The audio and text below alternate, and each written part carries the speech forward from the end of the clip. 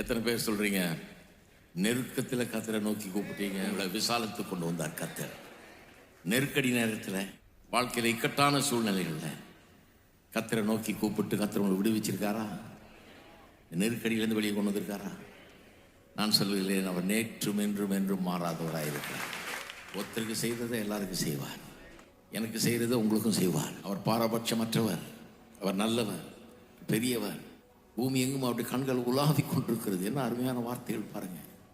யாருக்கு அப்படி செய்யலாம்னு சொல்லி கர்த்தர் பார்த்துட்டு இருக்கிறார். யார் நம்மை அண்டிக் கொள்வார், யார் விசுவாசத்தோடு வருவார், யாருக்கு நம்ம அதை செய்யலான்னு கர்த்தர் பார்த்துட்டு இருக்கிறார். நீங்கள் அவரிடத்துல வரணும். இன்னைக்கு உங்களுக்கு தேவையில்லை, அவர்கிட்ட கொண்டு வாங்க. வேற எங்கேயும் கொண்டு போக வேண்டியதில்லை, அவர்கிட்ட கொண்டு வாங்க. அதான் ஜெபம்.